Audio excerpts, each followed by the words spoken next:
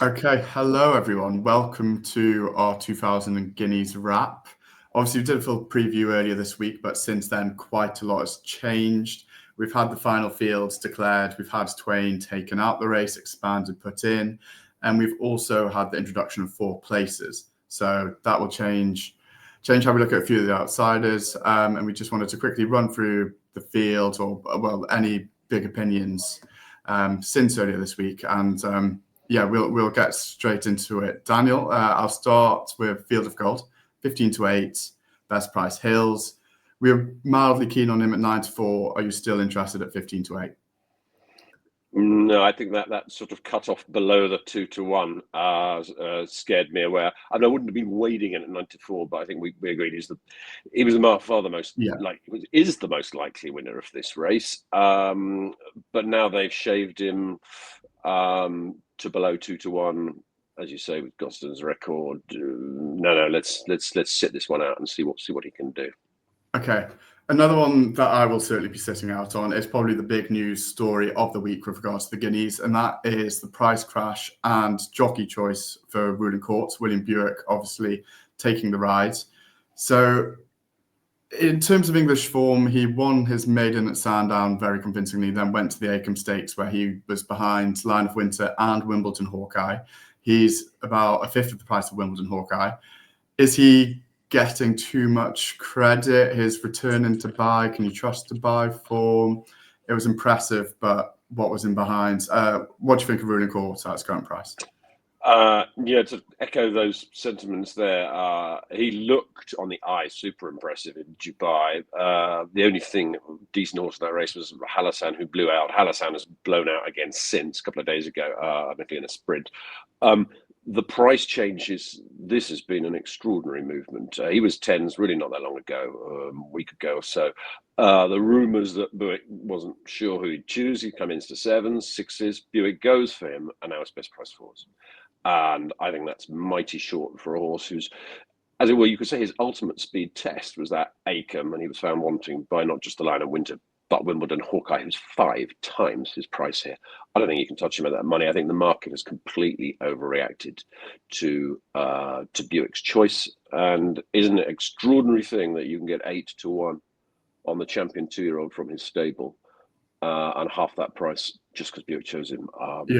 Bewildering. I'd much rather take a gamble of Shadow of Light than take 4s on ruling court. Although obviously the vibes must be strong. Yeah, it's interesting about Shadow of Light is almost every commentator will say about 8-1. I can't believe the Dewhurst Mill Park win is 8-1, but then no one wants to back him at 8-1. There just seems to be some sort of underlying nervousness about how he's going to perform, and I assume that's born out of rumours of his work at Gotham. But I don't understand the narrative of doubt over Shadow Light because it seems to be will he get the trip? I'm not a pedigree expert, but I look at his breeding and I can't scratch my head as why he wouldn't get the trip. The Dewhurst is the best trial for the Guineas, and he's won that. My slight doubts be over the faster ground, but anyway, 8-1 is big.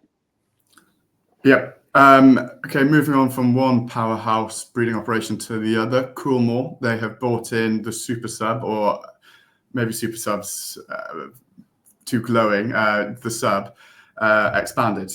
He has drifted in the last 24 hours. Can you understand the drift? Well, since he was the only one declared for the ultimate 2000 Guineas stable over the last quarter of a century, it's quite surprising. I suppose most people are coming to the conclusion, like I am, that this was not the plan for expanded. The plan was to take him to the Tetra Stakes on Monday, a Group 3, for which you imagine there was almost no chance that Aidan O'Brien was intending to have him pitch perfect. So he's short on what would be peak fitness. Almost certainly. And a measure of his weakness is the fact that on the exchanges, he's now 10.0, best 13-2 in the market. This, you can't get much weaker vibes than that. It'd be very interesting to see what happens in the next 24 hours in the market on him. But no interest. Yeah, likewise. Okay, let's move on to the 4 places then. So Bet365, rumours that they're up for sale. Maybe they're throwing caution to the wind. They seem to be best price, despite also being 4 places for a lot of the outsiders. So are any of them looking a lot more attractive now? With the extra 4th place, as I think I said in the previous preview, I will play Seagulls 11 for Hugo Palmer to do with this horse what he did with his dad. The vibes was working well. We don't know what that amounts to, but with record of outsiders getting placed in the Guineas, I think he's worth a swing. Those who like, the other outsiders, Yabo Be There, Spencer, Tornado Alert, they're also both biggest with Bet365. They're doing 4 places. Benevento to 80s on that count. Wimbledon Hawkeye, which we put up in that article at 66s, is a really exciting each way play. We're kind of out at 20 to 1, aren't we? I think that he's got too short. Which leaves sort of one of the outsiders, I suppose you could say, double price as an outsider that we didn't mention. Green Impact with the 4th place. We find this pretty interesting for Harrington, don't we? We're agreed on that. Yeah. Unfortunately, he seems to be getting clipped in gradually, especially with the 4 places. But you would like to think that he's going to hit the frame the way he very easily got the mile last year. And as I said, the choice of 2 very talented colts for Harrington. So big fans of Green Impact. Would that be your final selection for the race? Is there anything that you think is an outstanding bet? Or I feel was almost an agreement that the market's maybe about right now. Well, in the exception of some horses being too short. Yeah, exactly. The Godolphin, the way they've gone different ways, feels quite weird, strange, and slightly wrong on the basis of known form. But I think we'd stick with that. This is not a race that screams out an outstanding bet to me now. But I don't see how Harrington's Green Impact hasn't got a huge chance of finishing in the 4.